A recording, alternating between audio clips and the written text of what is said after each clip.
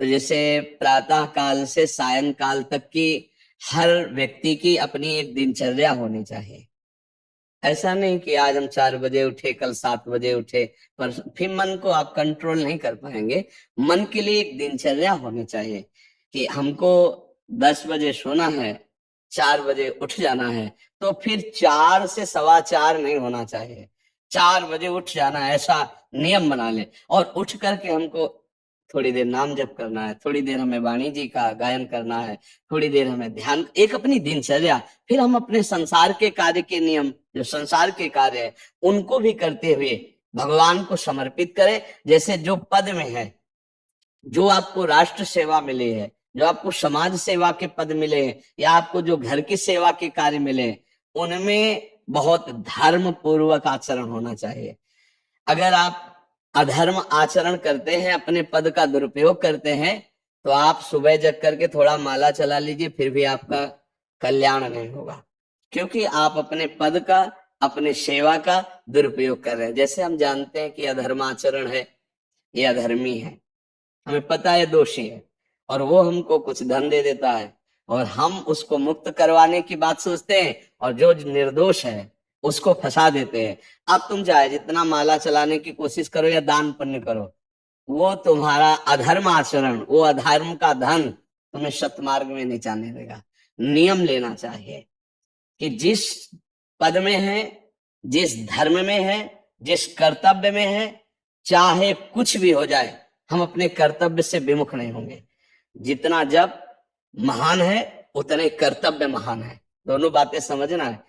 जब माला फेरा और इसके बाद बेईमानी, अधर्माचरण, इनका कोई नियम नहीं है कि हमें कैसे चलना है, तो वो माला काम नहीं कर पाएगा, क्योंकि उसका तभी सत्य भाव माना जाएगा माला जपला जब धर्माचरण है। धर्माचरण नियम से।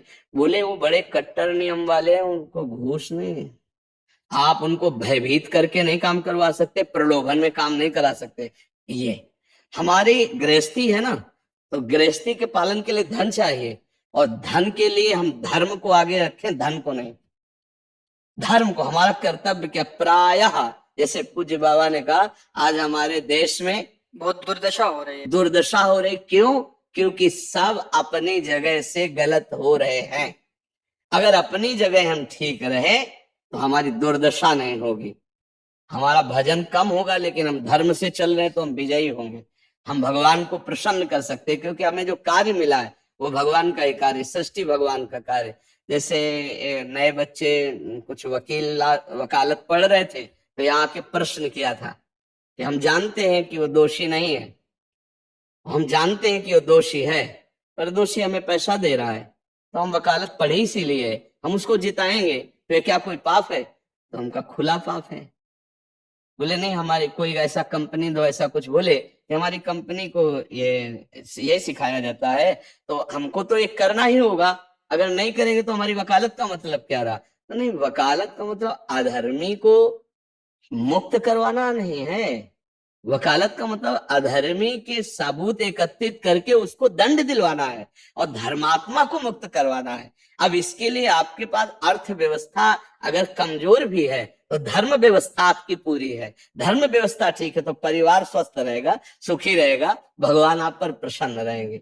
अच्छा, फिर हमने तर्क रखा कि जैसे आपकी बहन के साथ कोई गलत व्यवहार करे, आपको पता है, और वो आपको 10 लाख रुपया घूस दे, तो क्या आप उसका पक्ष लेंगे? नहीं। तो फिर दूसरी बहन के साथ किया है।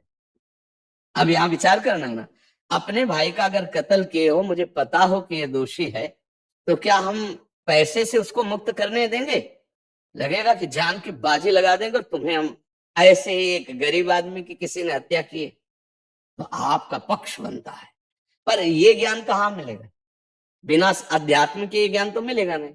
ज्ञान तो इस बात का मिला कि कैसे पैसा कमाया जाए। अच्छा, वो पैसा यदि अधर्म से आया है तो आपकी दुर्दशा कर देगा, आपकी बुद्धि भ्रष्ट कर देगा। तो जो बाबा कह रहे हैं कि आज हमारे समाज की बड़ी दुर्दशा हो रही, उसका कारण यही है कि हमें अध्यात्म का ज्ञान नहीं, हमें धर्म का ज्ञान नहीं, और बड़ी बड़ी गलतियां हो जाती है।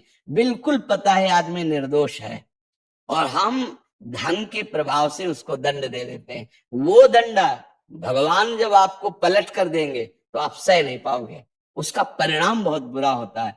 तो इसलिए समाज को चाहिए अपने अपने कर्तव्य का पालन करते हुए एक नियमावली बना ले।